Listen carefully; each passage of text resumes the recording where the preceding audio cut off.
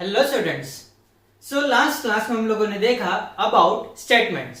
ठीक है।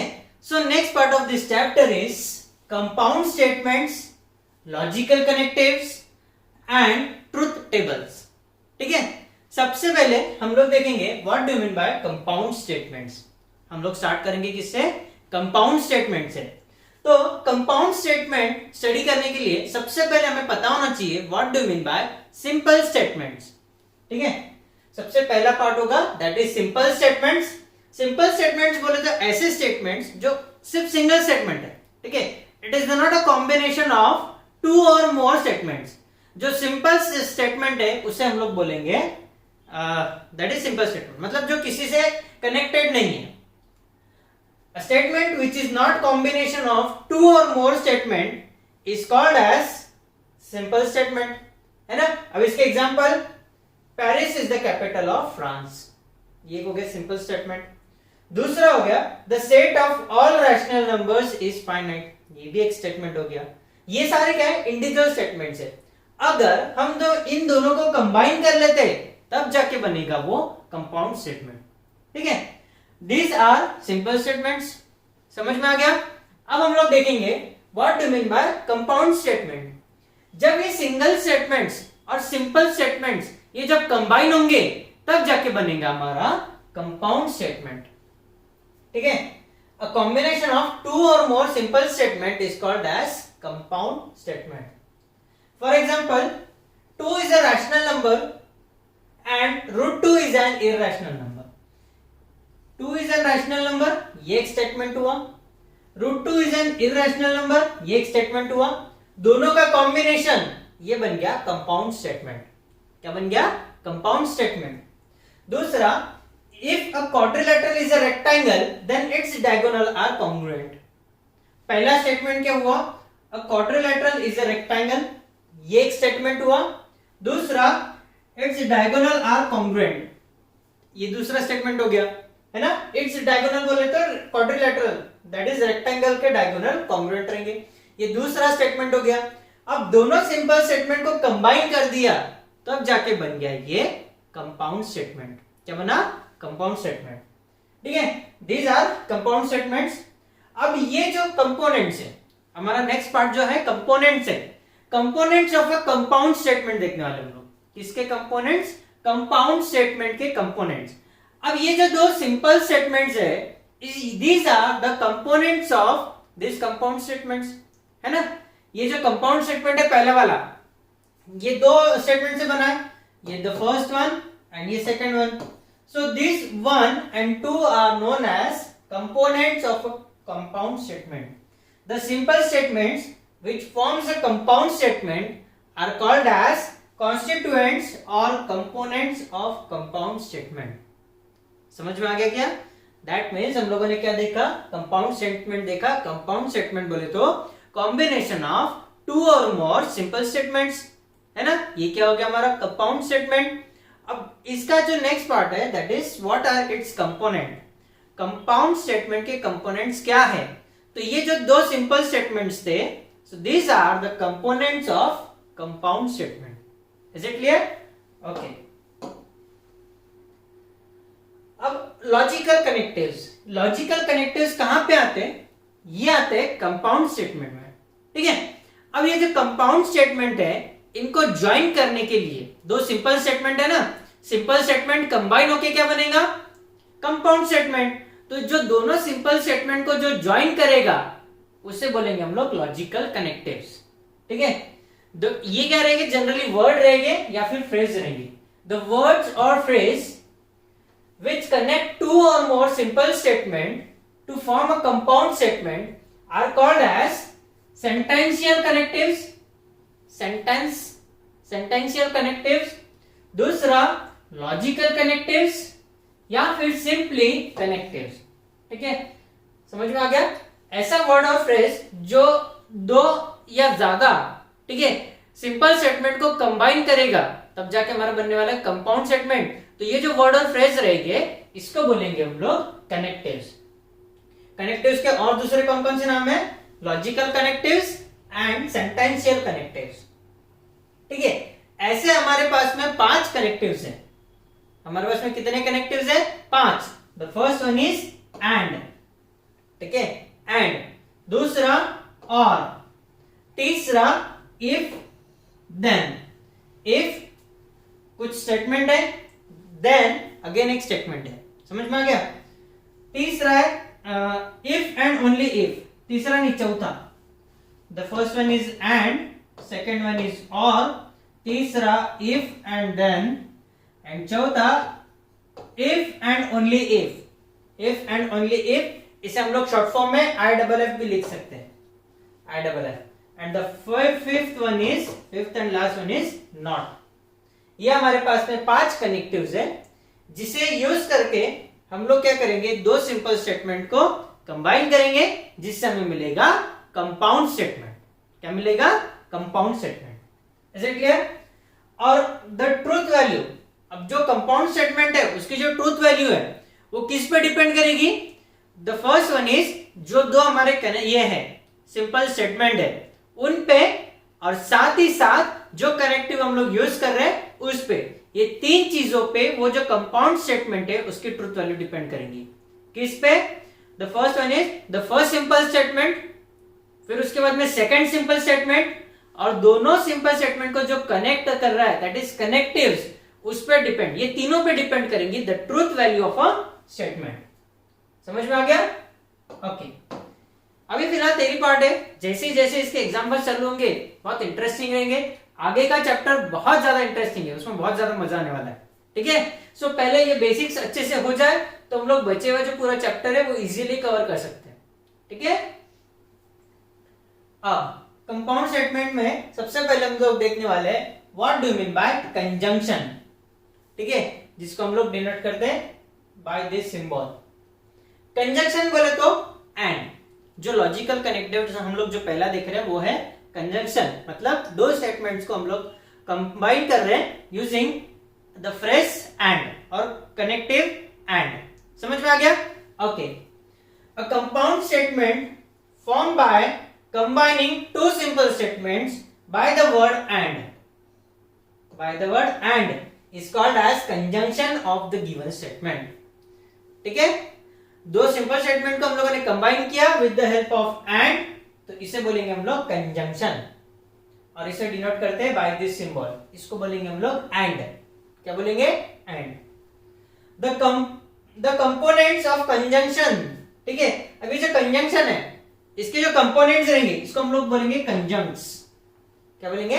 कंजंक्ट्स, ठीक है? The symbol for the connective and is this one, इसे हम लोग क्या बोलेंगे? एंड, ठीक है? If P and Q are 2 simple statements, then their conjunction is P and Q, ठीक है? Which is written as P and Q. Read कैसे करेंगे? P and Q. समझ में आ गया? Okay. The truth value of conjunction, ये जो कंजंक्शन है मतलब ये जो कंपाउंड स्टेटमेंट है इसका ट्रूथ वैल्यू T, ट्रू कब रहेगा? जब both the statements P and Q दोनों के दोनों ट्रू है तो ही वो स्टेटमेंट का ट्रूथ वैल्यू ट्रू रहेगा। दोनों में से एक भी फॉल्स हो गया तो वो रहेगा false. In all other cases P and Q is F। समझ में आ गया? ओके। अब इसका हम लोग बनाएंगे ट्रूथ टेबल। अब मजा आएगा, हाँ? अब इसका बनाएंगे हम लोग ट्रूथ टेबल। तो ट्रूथ टेबल में सबसे पहले हमारे पास में क्या है? P Q, ये 2 हो गए। फिर तीसरा है P and Q, P and Q, ठीक है? ओके। अब हमारे पास में एक तो P की वैल्यू ट्रू हो सकती है ना, और साथ में क्या होता है Q की वैल्यू भी ट्रू हो सकती है। जब P की वैल्यू ट्रू रहेंगी, Q की वैल्यू ट्रू रहेंगी, तो P एंड Q भी रहेगा ट्रू। ये पहला स्टेटमेंट हो गया। जब दोनों स्टेटमेंट्स की वैल्यू ट्रू रहेगी तब हमारी वैल्यू रहेगी ट्रू, ठीक है? अब इनमें से कोई भी एक फॉल्स रहा या दोनों भी फॉल्स रहे स्टेटमेंट, तो ट्रूथ वैल्यू हमारी बन जाएगी F। तो पहला केस हम लोगों ने लिया दोनों ट्रू, दूसरा लेंगे ट्रू एंड फॉल्स, ठीक है, दोनों में से एक भी फॉल्स हो गया तो ट्रूथ वैल्यू हमारी बन जाएगी फॉल्स। तीसरा पॉसिबिलिटी ऐसा है, पहला स्टेटमेंट फॉल्स रहेगा लेकिन दूसरा स्टेटमेंट ट्रू रहेगा, तो ये केस में जो ट्रूथ वैल्यू है वो बन जाएगी again false. Is it clear? अब अगर दोनों स्टेटमेंट फॉल्स रहे हैं, ठीक है, तो भी इसकी ट्रूथ वैल्यू रहेगी फॉल्स। Is it clear? इसको मस्त टेबल बना लेना है।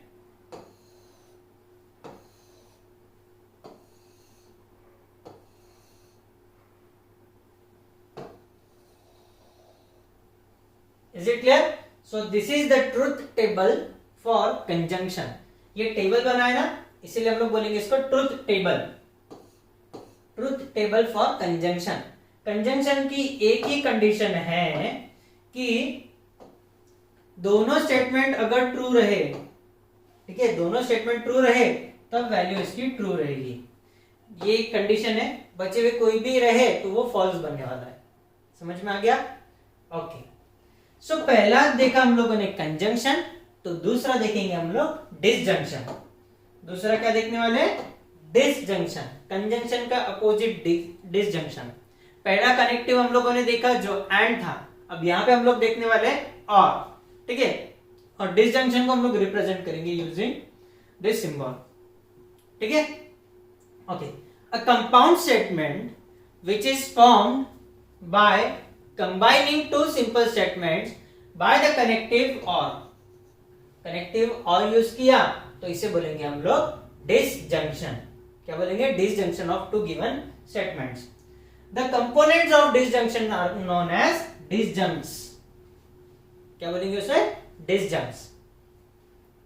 The symbol for the connective or is this. Is it clear? इसको बोलेंगे हम लोग और। If P and Q are two simple statements, their disjunction is P or Q, which is written as P or Q. Read कैसे करना है? P और Q. Is it clear? Okay. अब इसका जो ट्रूथ वैल्यू वो कैसा रहेगा? The truth value for disjunction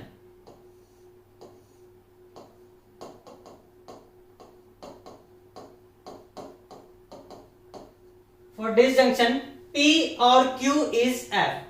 लेकिन ये कब रहेगा? जब दोनों जो सिंपल स्टेटमेंट्स है उनकी ट्रूथ वैल्यू रहेगी फॉल्स। दोनों की अगर ट्रूथ वैल्यू फॉल्स है तभी डिसजंक्शन की वैल्यू फॉल्स रहेगी, अदरवाइज वो रहेगी ट्रू। अदरवाइज वो क्या रहेगी? ट्रू रहेगी। Is it clear? और कंजंक्शन में क्या था? अगर दोनों स्टेटमेंट की ट्रूथ वैल्यू एंड है, टी है, अगर दोनों की ट्रूथ वैल्यू टी है तभी कंजंक्शन की ट्रूथ वैल्यू टी रहेंगी। यहां पे अपोजिट है, अगर दोनों सिंपल स्टेटमेंट्स की ट्रूथ वैल्यू फॉल्स है तो डिसजंक्शन की वैल्यू फॉल्स रहेगी, ठीक है। इन all other cases it will be true. अब इसका हम लोग ट्रूथ टेबल देखते हैं। अगेन हमारे पास में रहेंगे P Q, यहां पे P और Q, यहां पे क्या रहेगा? P और Q। पहला स्टेटमेंट अगर ट्रू है, दूसरा स्टेटमेंट फॉल्स है, मतलब ये वाला कंडीशन, तो ये क्या रहेगा? ट्रू रहेगा। पहला स्टेटमेंट ट्रू है,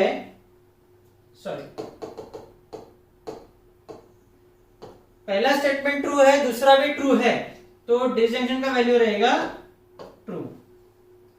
पहला अगर ट्रू है, दूसरा अगर फॉल्स है, तो भी वैल्यू क्या रहेगा? ट्रू। तीसरा फॉल्स है, तीसरे में अगर पहला फॉल्स है, दूसरा ट्रू है, तो भी इसका वैल्यू क्या रहेगा? ट्रू। अगर पहले स्टेटमेंट का वैल्यू फॉल्स है, दूसरे स्टेटमेंट का वैल्यू फॉल्स है, तो ही P और Q क्या रहेगा? F रहेगा। रिमेनिंग केसेस में वो क्या रहेगा? ट्रू रहेगा।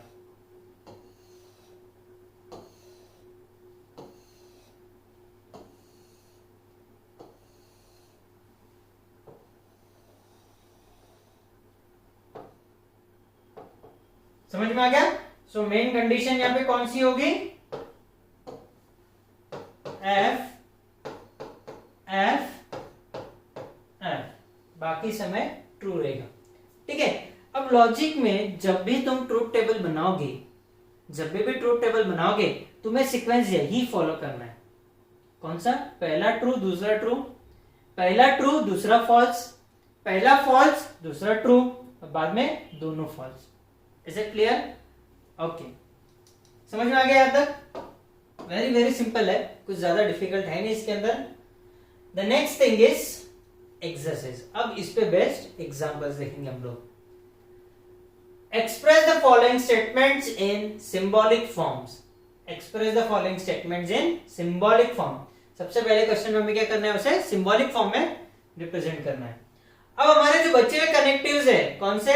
If, then, if and only if and negation. ये हम लोग बाद में देखेंगे, पहले कंजंक्शन डिसजंक्शन पे हम लोग एक्सरसाइज देखेंगे।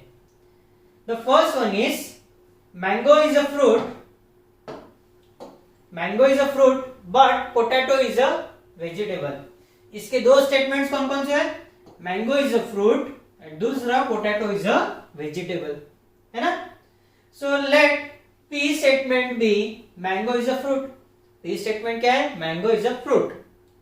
Q स्टेटमेंट क्या है? Potato is a vegetable. समझ में आ गया? Mango is a fruit, potato is a vegetable.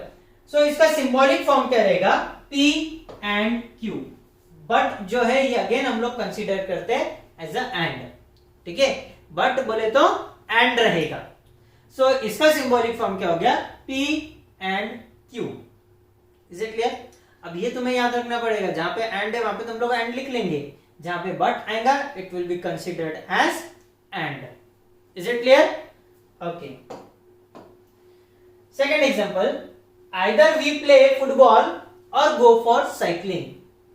Either we play football or go for cycling.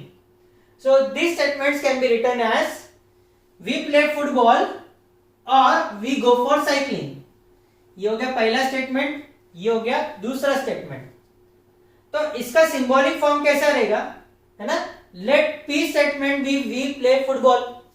We play football को पहला स्टेटमेंट लो, दूसरा statement we go for cycling, ये हो गया हमारा दूसरा स्टेटमेंट। अब हमारे पास में कनेक्टिव जो हम लोगों ने यूज किया वो क्या है? और है। और बोले तो ऐसा सिंबल है ना? सो P और Q, the symbolic form of the given statement is P or Q. Is it clear? Milk is white or grass is green. Milk is white or grass is green. So पहला statement P क्या हो गया? Milk is white. पहला statement क्या हो गया? Milk is white. दूसरा statement क्या हो गया? Grass is green. दूसरा क्या हो गया? Grass is green. है ना? तो सिंबॉलिक फॉर्म क्या रहेगा? P और Q. Symbolic form is P और Q। ठीक है? In spite of physical disability, Rahul stood first in the class. In spite of physical disability, Rahul stood first in the class. So यहां पे इसको हम लोग ऐसा भी लिख सकते हैं, the given statement is equivalent to Rahul has physical disability and he stood first in the class. ठीक है? Rahul has physical disability and he stood first in the class. So पहला स्टेटमेंट क्या हो गया? राहुल हैज फिजिकल डिसेबिलिटी, ये पहला statement हो गया। दूसरा क्या हो गया? He stood first in the class. Connective कौन सा यूज किया? And. So P statement and Q statement, Rahul he stood first in the class. So इसका सिंबॉलिक फॉर्म क्या रहेगा? P and Q। क्या रहेगा? P and Q। ठीक है? साथों साथ अपने कॉपी में नोट डाउन करते चलना है। ठीक है?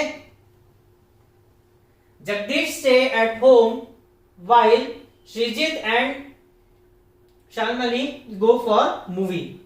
ठीक है? The given statement can be written as Jagdish stay at home and Shrijeet and Shalmali go for a movie. तो ये क्या हो गया? P स्टेटमेंट, ये हो गया Q स्टेटमेंट, कनेक्टिव है and, so P and Q। ठीक है? P and Q। Now right the truth values of the given statement. अब हमें क्या करना है, हम लोग को जो स्टेटमेंट है उसकी ट्रूथ वैल्यू फाइंड आउट करनी है। √3 इज अ रैशनल नंबर, पहला स्टेटमेंट है √3 इज अ रैशनल नंबर और 3 plus I is a complex number, 3 plus I is a complex number। सो पहला स्टेटमेंट क्या है, √3 is a rational number, connective हमारा और है, and 3 plus I is a complex number। Let P is a √3 is a rational number and Q is a 3 plus I is a complex number। So the symbolic form of given statement is P or Q। symbolic form क्या है, P और Q। ठीक है, जो P statement है, P statement क्या है, √3 is a rational और irrational, √3 is a irrational number. ठीक है, तो इरैशनल होने की वजह से ये स्टेटमेंट क्या हो गया, फॉल्स, एंड ये ऑलरेडी ये ट्रू है, तो it can be written as F and T। ठीक है, the truth value of the given statement is P और Q। अब फॉल्स और ट्रू, ठीक है, फॉल्स की और की कंडीशन क्या है, जब दोनों फॉल्स रहेंगे तब जो ये है स्टेटमेंट वो क्या रहेगा, फॉल्स रहेगा। अब दोनों में से अगर एक भी ट्रू बन गया तो इसके वैल्यू क्या बन जाएंगी, ट्रू बन जाएंगी। तो इसके लिए the truth value of the given statement is true. समझ में आ गया क्या किया हम लोगों ने टेबल में से सिर्फ मेन कंडीशन हमारी उठा ली। ठीक है, अब यहाँ पे क्या है, कनेक्टिव हमारा और है, और के लिए कंडीशन क्या है, अगर दोनों स्टेटमेंट फॉल्स है तो स्टेटमेंट का जो ट्रूथ वैल्यू वो क्या रहेगा, फॉल्स रहेगा। अगर दोनों में से एक भी ट्रू हो गया तो स्टेटमेंट का ट्रूथ वैल्यू क्या रहेगा, ट्रू रहेगा, है कि नहीं। तो यहाँ पे जो पहला स्टेटमेंट है वो फॉल्स है, ये यहां तक बात सही है। जो दूसरा स्टेटमेंट है वो क्या है, ट्रू है। दूसरा स्टेटमेंट क्या है, ट्रू है। तो इसीलिए ये जो पूरा स्टेटमेंट है इसका ट्रूथ वैल्यू बन गया हमारा T। Is it clear? Okay. Jupiter is a planet and Mars is a star. And बोले तो दिस वन। ठीक है, इसका कंडीशन क्या है, अगर दोनों स्टेटमेंट ट्रू रहेंगे तो जो अपना गिवन स्टेटमेंट है इसका ट्रूथ वैल्यू क्या रहेगा, T रहेगा। ये हमारा क्या है, कंडीशन है। ठीक है, अब हम लोग क्या करते हैं, इसको लिखते हैं, let P be Jupiter is a planet and Q Mars is a star. Jupiter is a planet, ये स्टेटमेंट क्या है, ट्रू है। ये स्टेटमेंट क्या है, ट्रू है। मार्स इज अ स्टार, ये स्टेटमेंट ट्रू है क्या, नहीं, तो ये क्या हो गया, फॉल्स हो गया, है ना। सो ये जो गिवन स्टेटमेंट है इसको हम लोग सिंबॉलिक फॉर्म में कैसे लिखेंगे, P and Q। Symbolic form में कैसे लिखेंगे, P and Q।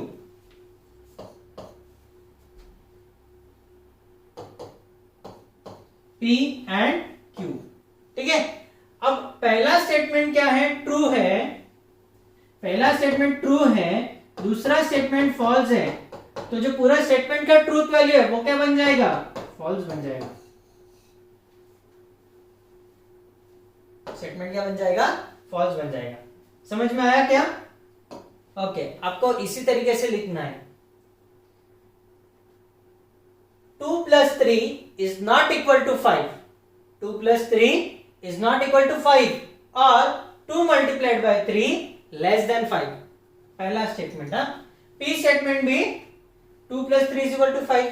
Q statement 2 multiplied by 3 less than equal to 5। अब 2 plus 3 is not equal to 5। 2 plus 3 क्या होता है, 5 होता है, तो पहला स्टेटमेंट क्या हो गया, फॉल्स हो गया। ठीक है, 2 multiplied by 3 6 होता है, इज इट लेस देन 5, नहीं, है ना। तो ये स्टेटमेंट ट्रू है क्या, नहीं, तो ये क्या हो गया, फॉल्स। तो इसको हम लोग सिंबॉलिक फॉर्म में क्या लिखेंगे, P और Q। ठीक है, और का कंडीशन क्या है, F और F it is equal to F। ये हमारा कंडीशन है। अब हमारा पहला स्टेटमेंट क्या है, फॉल्स है, दूसरा स्टेटमेंट क्या है, फॉल्स है, तो जो पूरा गिवन स्टेटमेंट है इसका वैल्यू क्या रहेगा, फॉल्स रहेगा। The truth values of both P and Q are false, therefore the truth value of P और Q इज फॉल्स। समझ में आ गया, कितना सिंपल है ना। ओके,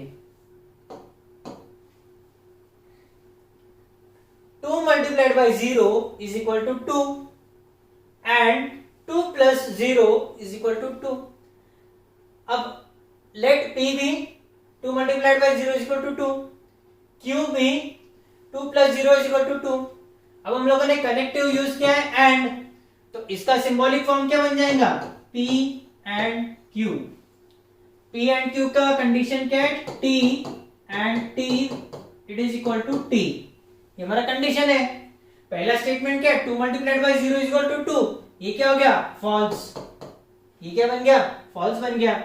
एंड सेकंड स्टेटमेंट क्या है? 2 plus 0 is equal to 2. ये क्या है? ट्रू है.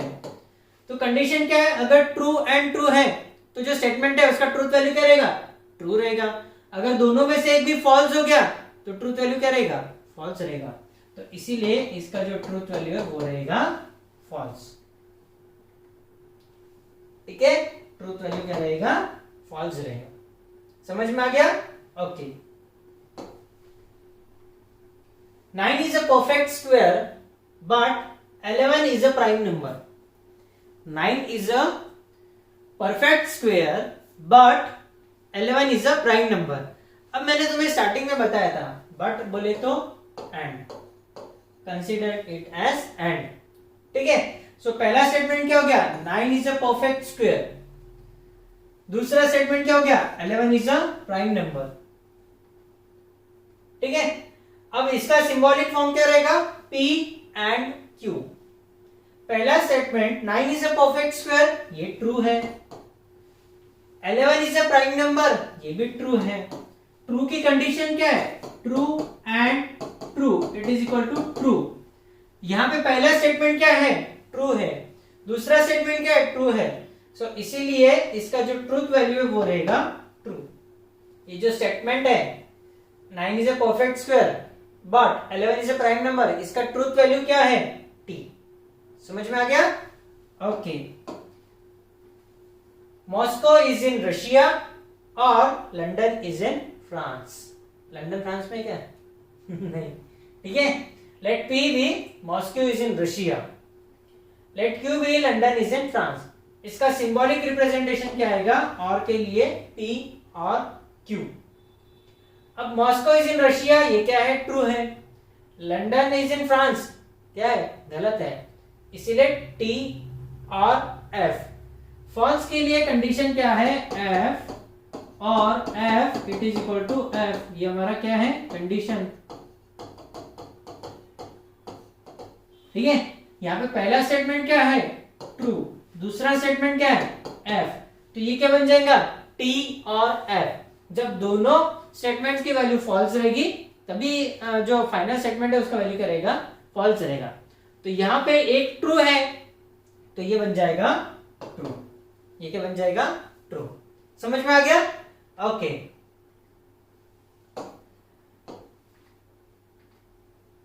समझ. So this is all about conjunction and disjunction. जो रिमेनिंग कनेक्टिव्स है that is if, then, if and only if and negation. ये वाले जो कनेक्टिव्स है ये हम लोग देखने वाले हैं नेक्स्ट लेक्चर में. Is it clear? ओके.